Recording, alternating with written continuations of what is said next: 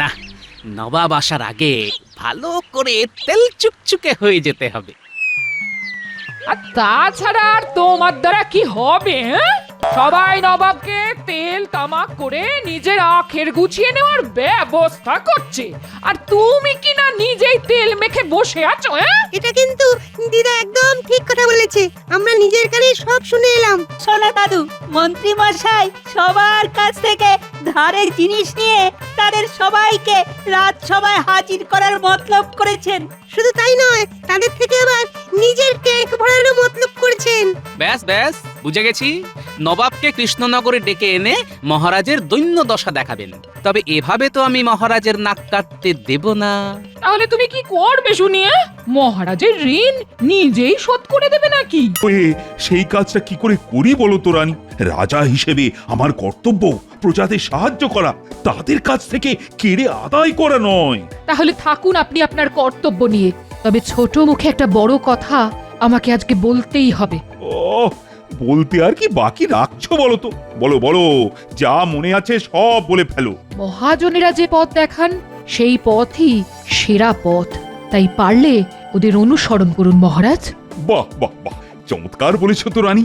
তার মানে মহাজনেরা অর্থ সংকটে পড়ে যা করেছে, আমিও যদি তাই করি তাহলে আপাতত ওই বিপদ থেকে উদ্ধার পেতে পারি। না না না, এটা তো আগে ভেবে দেখিনি। যা আগে ভাবেননি তা এবার ভাবুন তাহলে। জয় মহারাজ কৃষ্ণচন্দ্রের জয়। জয় মহারাজ কৃষ্ণচন্দ্রের জয়। এই তো সবাই চলে এসেছো দেখছি। বাহ বাহ বাহ, বেশ বেশ। কিন্তু এসে কি হবে মহারাজ? আপনি বলছেন বেশ, কিন্তু এদিকে তো সবই শেষ। আপনি যা দানছত্র করেছেন তার ঠেলায় তো আমরা চোখে অন্ধকার দেখছি মহারাজ। কি আর করি, অনাবৃষ্টি, চাষের ক্ষতি, এসব করে রাজ্যের যা অবস্থা, তাতে তো প্রজারা মোটেই ভালো নেই। ওদের হাত ফাঁকা, আর তার ফল পড়েছে ব্যবসায়। তাই এবার ব্যবসার হাল ফেরাতে আপনি আপনার হাত ফাঁকা করে বসলেন। ফাঁকা হাত সে না হয় আবার ভরে যাবে, কিন্তু প্রজারা কষ্ট পাচ্ছে সেটা কি মহারাজ দেখতে পারেন? না না না না, আমিও ভেবে ফেলেছি রাজকোষের হাল ফেরাতে আমি নবাবের কাছ থেকে ঋণ নেব। তারপরে মহাজনেরা যেমন আমাকে শোধ করবে, তেমনি আমিও নবাবের ঋণ শোধ করে দেব। এ তো অতি উত্তম ভাবনা মহারাজ। এইভাবে আমরাও এই হাঁসফাঁস অবস্থা থেকে মুক্তি পাবো। হ্যাঁ, কিন্তু নবাব যে মহারাজকে ঋণ দেবেনি সে ব্যাপারে আমরা নিশ্চিত হব কি করে? তাও বটে, নবাব কি আর এমনি এমনি দিয়ে দেবে? সেই ব্যাপারটা আপনি আমার ওপর ছেড়ে দিন মহারাজ। আমি নিজে গিয়ে নবাবকে রাজি করিয়ে ঠিক একটা ব্যবস্থা করব, আর সেই ফাঁকে নিজের আখেরটাও ভালো মতোই গুছিয়ে নেব, আর সেখানেই যা কলকাঠি নাড়ার সেটা ওখানেই টুকুস করে নেড়ে দিয়ে চলে আসবো।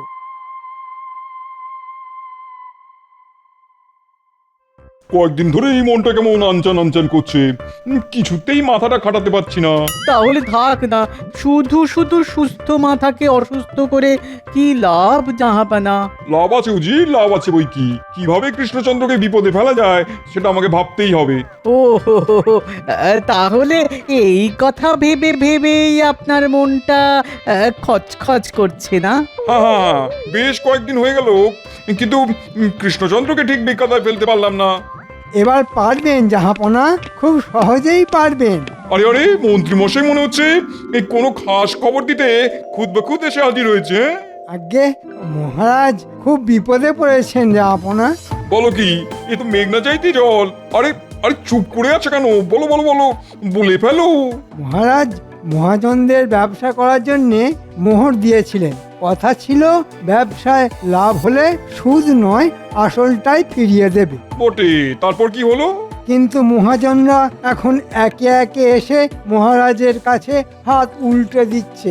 অবস্থা এখন এমন যে কোষাগার একেবারে ভোঁ ভাঁ। ও, এসব গল্প বলে ভেবেছো এখান থেকে বেশ কিছু মোহর হাতিয়ে নিয়ে চলে যাবে? এটা কি মামার বাড়ি নাকি? জাহাপানা কি এখানে দান ছত্র খুলে রেখেছেন যে যখন খুশি আসবে আর মোহর নিয়ে চলে যাবে?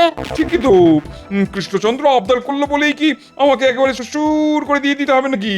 দেওয়ার তো কোনো প্রশ্নই নেই জাহাপনা। আমি তো বলছি দিতে না, আপনি বরং নিতে চলুন। মানে একবার সশরীরে কৃষ্ণনগরে আসুন। মনে হচ্ছে এর ভেতরে অন্য কোনো ফায়দা আছে। আছে বই কি জাহাপনা, আপনারও ফায়দা আর আমারও ফায়দা, শুধু কায়দা করে লুটে নিতে হবে আর কি। ঠিক আছে এখন বেশি কায়দা না করে কাজের কথাটা বলো দেখি। অর্থনৈতিকভাবেই কৃষ্ণচন্দ্রকে বিপদে ফেলতে পারলেই জাহাপনার মনের আশা পূর্ণ হবে। ওরকম ঘুরিয়ে ফিরিয়ে কথা না বলে সিধা সিধা বলো তো মতলবটা কি?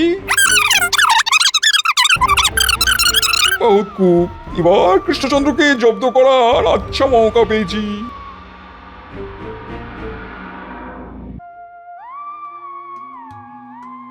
কই এখনো তো মন্ত্রী কোনো খবর নিয়ে এলো না। হয়েছে ধরুন মহারাজ, শাস্ত্রে বলে সবুরে মেয়া ফলে। তবে মন্ত্রী মশাই যখন নিজেই গেছেন তখন শুধু মেওয়া কেন, আর যে কি কি ফলবে সেটা তো উনি এলেই মালুম পাবেন মহারাজ। হা, মন্ত্রী তো ভালো খবরও আনতে পারে।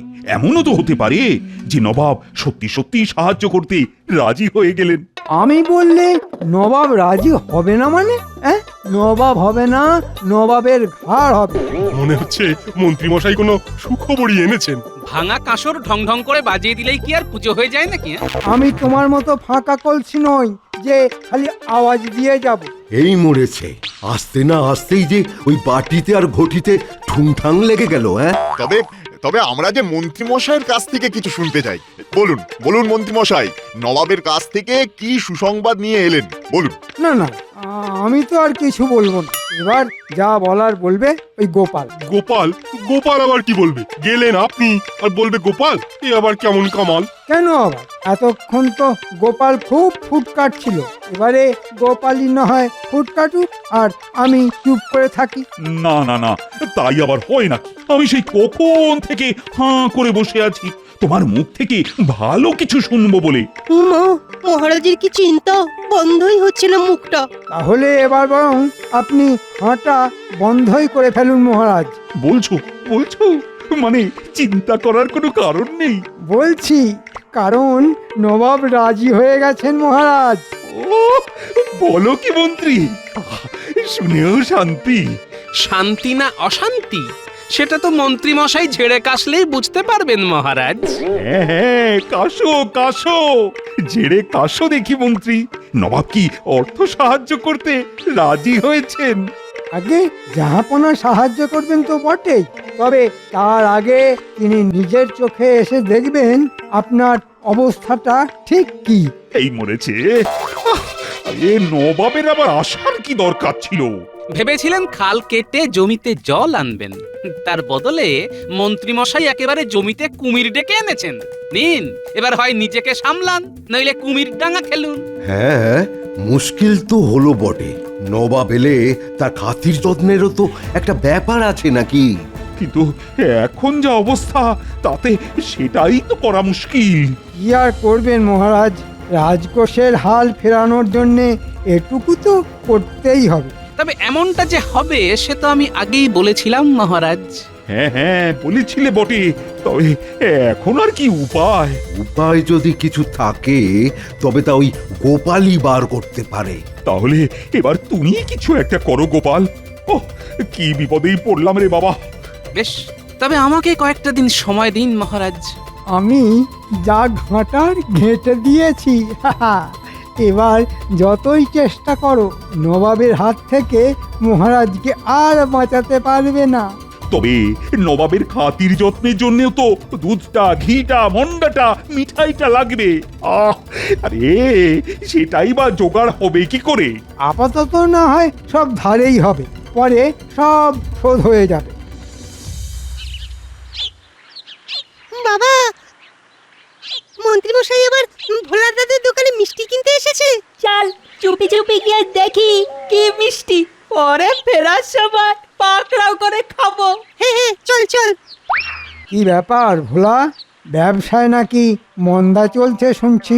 হ্যাঁ সে তো চলছেই, মানুষের ডাল ভাতের জোগান হচ্ছে না, আর মিষ্টি মুখ করবে কি করে? কিন্তু আমি তো এবার তোমার ব্যবসা চাঙ্গা করার জন্য এসেছি। তাহলে আমার ওই কপাল ভালো হবে বলছেন মন্ত্রী মশাই? আরে হবে কি, ধরে নাও হয়ে গেছে। কিন্তু ওদিকে যে ধারও হয়ে গেছে গলা পর্যন্ত।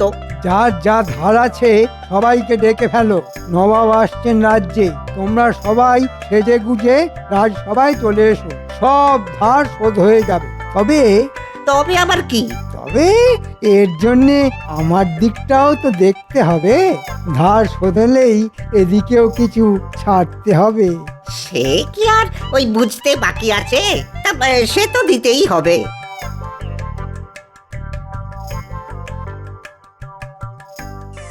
ওরে, এ তো মনে হচ্ছে মন্ত্রীমশাই আবার কিছু বদমাইশি করতে চলেছেন।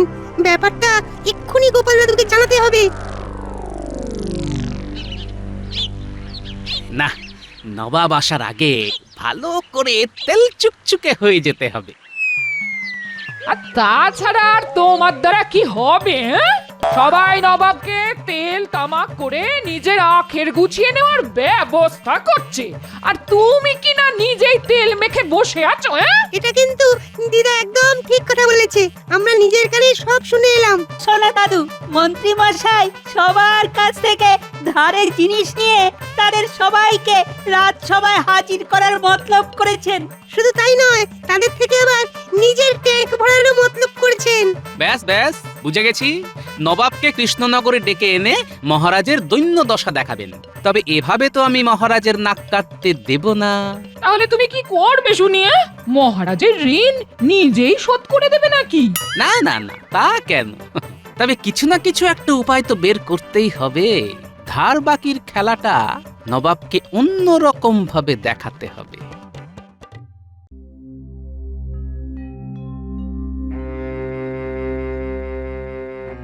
কি হলো মহারাজ, আপনি যেন গভীর কোনো চিন্তায় ডুবে রয়েছেন মনে হচ্ছে।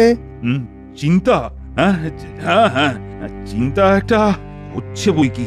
ওহ, আজ যে কার মুখ দেখে ঘুম থেকে উঠেছিলাম। সেসব ছেড়ে এবার তাহলে সমস্যাটা খুলেই বলুন মহারাজ। আরে খোলাখুলির আর কি আছে? নবাব আসছেন কৃষ্ণনগরে, এর থেকে বড় সমস্যা আর কি কিছু হতে পারে? ওহ, আমি থাকতে আপনার এত সাত পাঁচ ভাববার কি আছে মহারাজ? নবাবকে খালি একবার আসতে দিন, তারপর দেখবেন আমি একেবারে এক হাতে সব সামলে দেব। সাবাস মন্ত্রী মশাই, সাবাস। পারুন না পারুন, আওয়াজ দিতে ছাড়বেন। সাধে কি বলে, ফাঁকা কলসির আওয়াজ বেশি। আমি কলসি হলে তুমি কি একটা আস্ত জ্বালা। নিজেদের মধ্যে এরকম চিমটি কাটাকাটি বন্ধ করে চুক্তি করে বসে ভাবো দেখি, নবাব এলে কিভাবে নবাবের মোকাবিলা করবে। আপনি কিচ্ছু ভাববেন না মহারাজ, আমি সব একেবারে গুছিয়ে রেখেছি। দেখেই নবাবের কষ্টে বুক ফেটে যাবে, আর আপনি যা সাহায্য চাইবেন তাই দিয়ে দেবেন। আপনি যে কি সাজিয়ে গুজিয়ে রেখেছেন সে আর আমার জানতে বাকি নেই।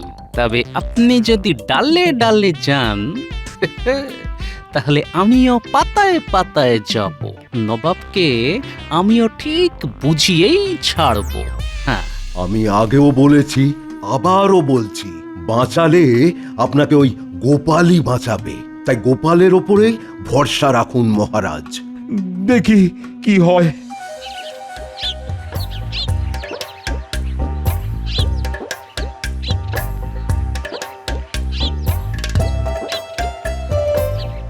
এই তো কতদিন পরে কৃষ্ণনগরে এলাম, কিন্তু সবকিছু তো সে আগের মতোই লাগছে, কিছুই তো বদলায়নি।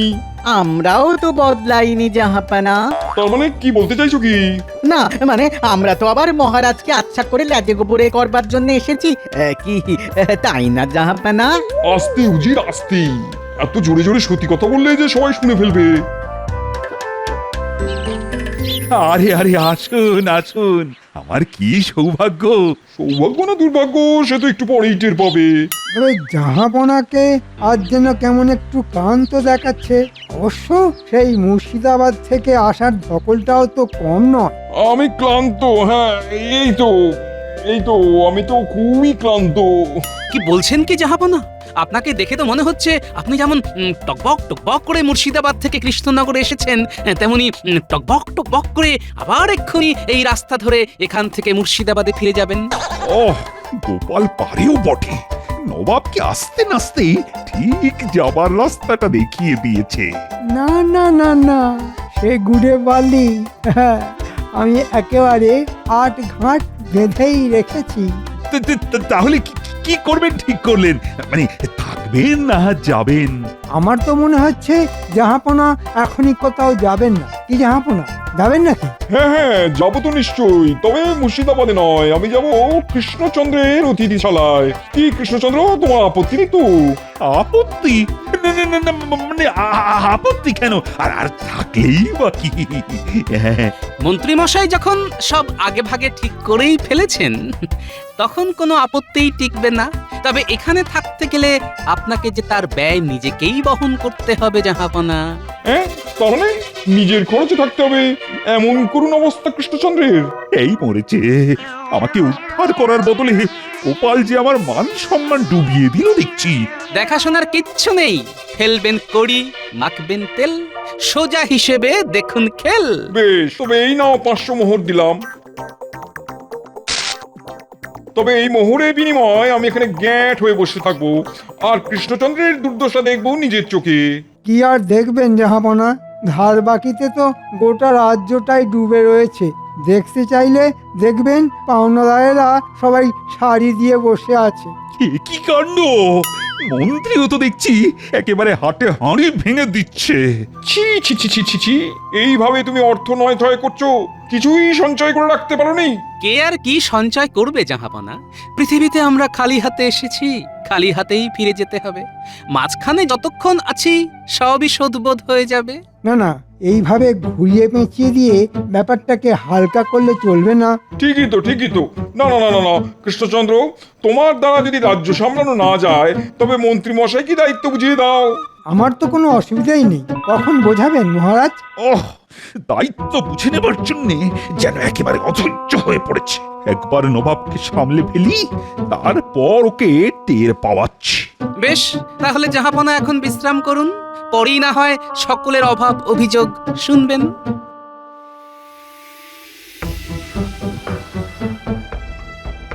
ও, মহারাজ কৃষ্ণচন্দ্রের তো বেশ সাজানো সংসার দেখছি। কিন্তু সংসারের অবস্থা তো খুবই খাস্তা জাহাপানা। সেটাই তো দেখছি, পাওনাদারেরা সবাই শাড়ি দিয়ে গেছে। ওরা যখন এসেই গেছে, তখন ওদের কথা নিজের কানেই শুনে নিন। ওদের দুঃখের কথা শুনেই তো আমি আপনার কাছে ছুটে গিয়েছিলাম জাহাপনা। ওহ, মন্ত্রী তো আচ্ছাদিকবাজি খাচ্ছে দেখছি। তবে জাহাপনা, আপনি যৎকিঞ্চিত সাহায্য করলেই মহারাজ উদ্ধার পেয়ে যাবেন। আমরা তো আপনার সাহায্যের আশাতেই হাঁ করে বসে আছি। কিন্তু এভাবে নবাবের কাছে ওই হাত পেতে নিলে শেষে যে আমাদের মান সম্মান নিয়েই টানাটানি পড়ছে। গোপাল, তুমি কিছু একটা করো গোপাল, কিছু একটা করো। কারোরই আর কিছু করার নেই, এখন যা করার নবাবই করবেন। আর তারপরে আমি, কি বলেন জাহাপনা? সত্যি কারোর কিচ্ছু করার নেই, কারণ যা করার সবই তো করা হয়ে গেছে। এখানে যারা আছে তাদের কারোরই তো কোনো ধার বাকি নেই, সব শোধ হয়ে গেছে। হ্যাঁ, সে কি রাতারাতি এমনটা হলো কি করে? তাহলে শুনুন জাহাপনা,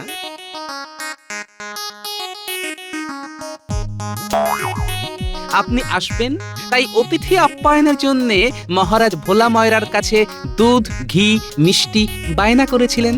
সেটা আপনার দেওয়া ওই 500 মোহর দিয়েই মিটিয়ে দিয়েছেন। আমি আবার সেই মোহর পেয়ে ওই দুধওয়ালার কাছে যে ধার ছিল তা চুকিয়ে দিলাম। আমিও ওই মোহর পেয়ে যার গরু সেই মহাজনের দেনা শোধ করে দিলাম। আর আমি গরু কেনার জন্য মহারাজের কাছ থেকে ঋণ নিয়েছিলাম, সেটাও এই অর্থ পাবার সঙ্গে সঙ্গেই শোধ করে দিয়েছি। আর আমি সেই অর্থ পাওয়ার পরেই নবাবের কাছ থেকে নেওয়া অতিথি সেবার অর্থ ফেরত দিয়ে দিলাম।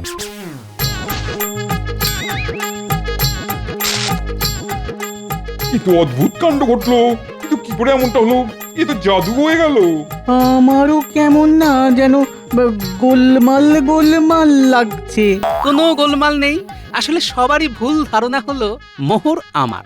দেখুন না, না কেউ কিছু নিল আর না কেউ কিছু দিল, অথচ সবার হিসেব চুকে গেল। হ্যাঁ হ্যাঁ তাই তো। না না না না, আমার মাথাটা কেমন ভু ভু করছে। গোপাল এমন ভাবে সব বুঝিয়ে দিল যে নবাবের তো মাথাটাই ঘুরে গেল। তবে আপনার কাছে যে মোহর ফেরত এসেছে তাতে কিছু মোহর কম আছে। কেন কেন কম থাকবে কেন? কারণ মাঝখান থেকে মন্ত্রী মশাই সবার কাছ থেকেই কিছু না কিছু চেয়ে বসেছেন। হ্যাঁ জাহাপানা, মন্ত্রী মশাই আবার বলেছেন আমাদের ধার শোধ হয়ে গেলে ওনাকেও যেন কিছু ওই ভাগ দিই, তাই আর কি। এই মরেছে। হ্যাঁ তাই নাকি? মন্ত্রীর পেটি পেটি এরকম প্যান্ট? এখন আমি বুঝতে পেরেছি মন্ত্রী কেন আমাকে জামাই আদর করে এখানে ডেকে এনেছে।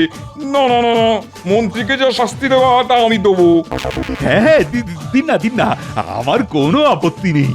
মহারাজের বিরুদ্ধে ষড়যন্ত্র করার জন্য মন্ত্রী 6 মাসের বেতন বন্ধ করা হোক। বেশ বেশ, তাই হবে।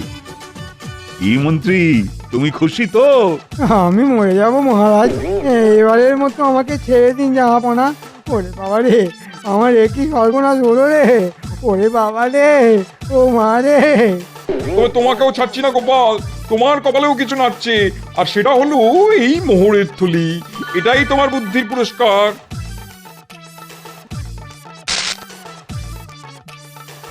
ধন্যবাদ জাহাপনা, তবে আমি এই অর্থ রাজকোষেই দান করলাম। রাজ্যের ভালো হলেই আমার ভালো হবে জাহাপনা। সত্যি গোপাল, তোমার তুলনা হয় না। জয় গোপালের জয়, জয় গোপালের জয়।